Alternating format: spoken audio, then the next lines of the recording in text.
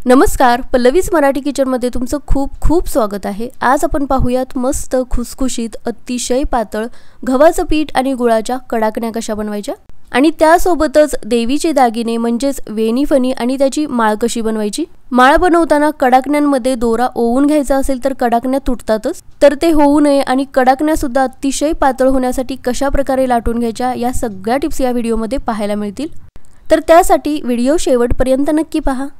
तर त्यासाठी परातीमध्ये 2 वाटी गव्हाचं पीठ घेतलेलं आहे। कोणत्याही एका वाटीने हे सगळं साहित्य मोजून घेऊ शकता। त्याच वाटीने पाव वाटी बेसन घेतलेलं आहे। आता कडाकण्यांना मस्त सोनेरी असा रंग येण्यासाठी थोडीशी हळद घालायची। अगदी चिमूटभरच हळद वापरलेली आहे, त्यामुळे रंग छान येतो आणि चव सुद्धा बिघडत नाही। अगदी चिमूटभर मीठ सुद्धा घालायचं आणि त्यासोबतच थोडंसं जायफळ यामध्ये किसून घ्यायचं किंवा अर्धा छोटा चमचा वेलची पूड वापरली तरी सुद्धा चालेल। आता हे सगळं साहित्य चांगलं मिक्स करून घेतलं आणि हे आता बाजूला ठेवून द्यायचं। आता एका भांड्यामध्ये ज्या वाटीने गव्हाचं पीठ घेतलेलं होतं त्याच वाटीने अर्धी वाटी किसून घेतलेला गुळ घ्यायचा। गुळ शक्यतो बारीक चिरून घेतलेला असावा किंवा किसून घेतलेला असावा। आता यामध्ये गुळ व्यवस्थित बुडेल इतपत पाणी घालायचं। तर अर्धी वाटी गुळासाठी अर्धी वाटी पाणी यामध्ये घातलेलं आहे। आता चमच्याने याला मिक्स करून घ्यायचं आणि हे विरघळून घ्यायचे। तर हे पटकन विरघळण्यासाठी गुळ बारीकच करून घ्यायचा। आता गुळ विरघळतोय तोपर्यंत पिठामध्ये मोहन घालूयात। तर त्यासाठी तडका पॅन मध्ये 2 चमचे तूप घेतलं। तूप चांगलं धूर निघेपर्यंत गरम करून घ्यायचं। गरम गरम तुपाचं मोहन सगळ्या पिठावरती व्यवस्थित पसरवून घेतलं।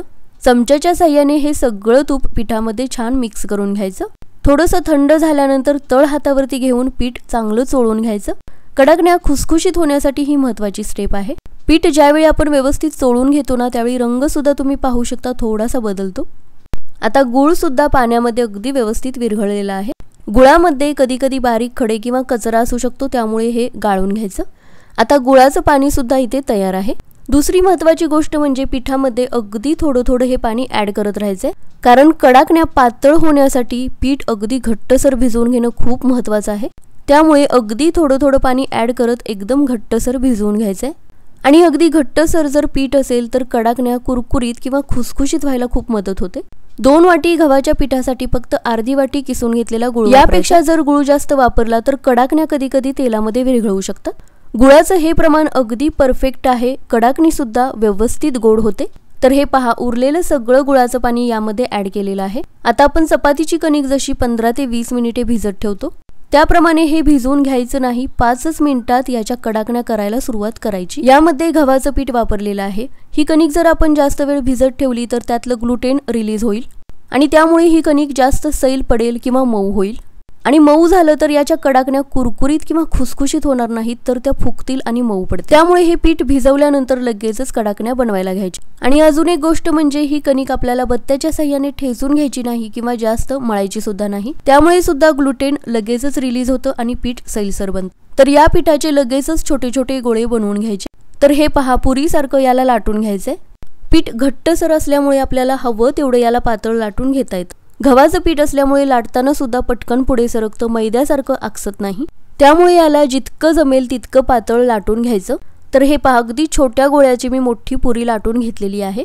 आता सुरुवातीला याच्या आपण छोट्या छोट्या कडाकण्या पाडून घेऊया। तर त्यासाठी छोट्या डब्याचं झाकण किंवा पेल्याच्या साहाय्याने याच्या कडाकण्या पाडून घेऊ शकता। या छोट्या कडाकण्या माळ बनवण्यासाठी वापरणार आहे। तर याची जाडी तुम्ही पाहू शकता, अगदी पातळ लाटून घेतलेला आहे, त्यामुळे कडाकण्या मस्त खुसखुशीत बनणारच। हे पहा, याची जाडी तुम्ही पाहू शकता किती पातळ लाटून घेतलेली आहे। अशा पद्धतीने किती कडाकण्यांची माळ आपण बनवतो त्याप्रमाणे 5 किंवा 7 कडाकण्या लाटून घ्यायच्या। आता पुढची महत्त्वाची गोष्ट म्हणजे कडाकण्या तळल्यानंतर आपण त्याची माळ बनवतो, पण तळलेल्या कडाकण्यांची माळ बनवताना त्यामध्ये होल करताना कडाकण्या तुटू शकतात। त्यामुळे कडाकण्या लाटल्यानंतरच स्ट्रॉच्या साहाय्याने अशा प्रकारे होल करून घ्यायचं। एकदम कडेला हे होल करायचं नाही किंवा एकदम सेंटरला सुद्धा करायचं नाही। माळ ओवून घेण्यासाठी इथेच आपल्याला होल करून घ्यायचंय। तर अशा पद्धतीने 5 कडाकण्यांना स्ट्रॉच्या साहाय्याने होल करून घेतलेला आहे। तर अशा पद्धतीने नैवेद्याच्या कडाकण्या बनवून तयार झालेल्या आहेत। आता यानंतर देवीचे दागिने कसे बनवायचे ते पाहूयात। तर त्यासाठी अशा प्रकारे पिठाची सुरळी करून घेतली। हे पीठ अगदी परफेक्ट घट्ट आहे, त्यामुळे कुठलाही शेप आपण याला अगदी इझिली देऊ शकतो। तर या पिठाची सुरुवातीला वेणी करून घेऊयात। तर त्यासाठी एक मोठी सुरळी बनवून घेतली। त्यानंतर त्याचे 3 भाग केले। यांचं एक टोक व्यवस्थित चिकटवून घेतलं। हा भाग व्यवस्थित चिकटवून घ्यायचा नाही तर तेलामध्ये तळताना सेपरेट होऊ शकतो। तर हे पहा अशा पद्धतीने याची वेणी बनवून घेतली। शेवटचं जे टोक आहे ते सुद्धा व्यवस्थित चिकटवून घेतलं आणि वेणी सुद्धा अगदी जवळ बांधून घ्यायची, म्हणजे तेलामध्ये सुद्धा अजिबात सेपरेट होत नाहीत।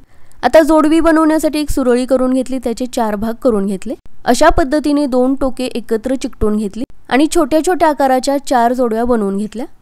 हे सगळं करताना ते व्यवस्थित चिकटून मात्र व्यवस्थित घ्यायचं। आता बांगड्या बनवण्यासाठी पुन्हा तशीच सुरळी करून घेतली, 2 भाग करून घेतले आणि व्यवस्थित चिकटवून घेतले।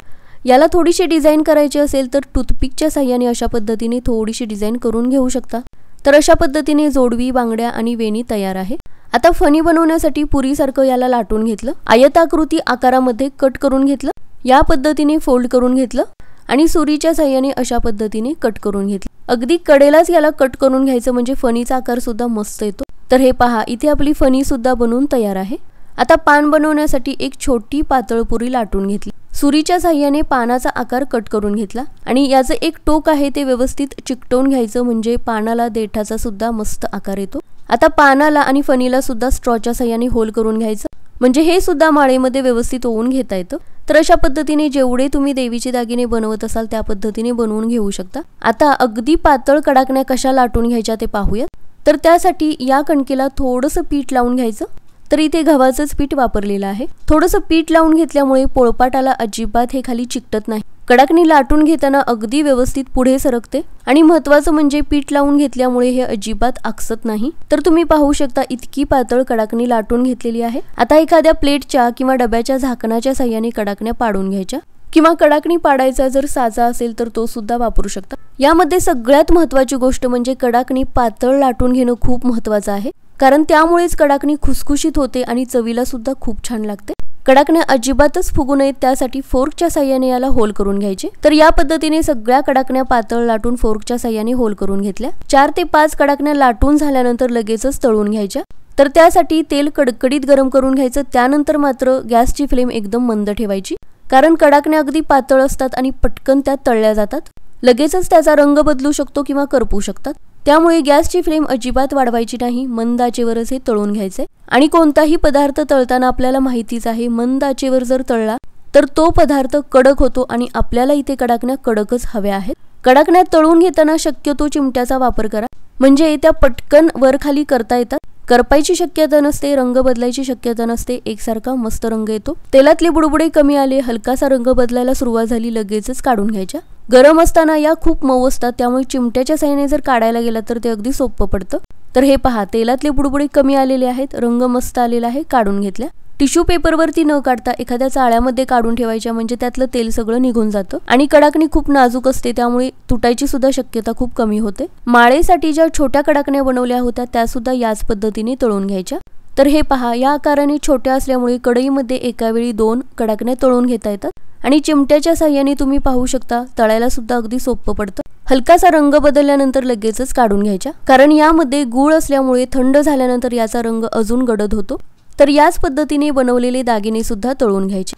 वेणी, जोडवे आणि बांगड्या बनवलेल्या आहेत, हे तळण्यासाठी थोडासा जास्त वेळ लागतो, कारण ते थोडं जाड आहे आणि आतपर्यंत तळून घेण्यासाठी थोडासा वेळ लागतो। तर हे पहा याला सुद्धा मस्त रंग आलेला आहे आणि तेलामध्ये टाकल्यानंतर अजिबात हे तुटलेलं नाही किंवा सेपरेट झालेलं नाही। फणी आणि पान आहे ते सुद्धा आपण पातळ लाटून घेतलेलं आहे, त्यामुळे हे तळण्यासाठी जास्त वेळ लागत नाही। हलकासा कलर बदलल्यानंतर लगेचच बाहेर काढून घेतलं। तर अशा पद्धतीने सगळे दागिने, नैवेद्याच्या कडाकण्या आणि मोठ्या कडाकण्या तळून घेतलेलं आहे। आता हे सगळं पूर्णपणे थंड झालेलं आहे। थंड झाल्यानंतरच या कडाकण्या मस्त खुसखुशीत होतात। आता याची माळ कशी बनवायची ते पाहूयात।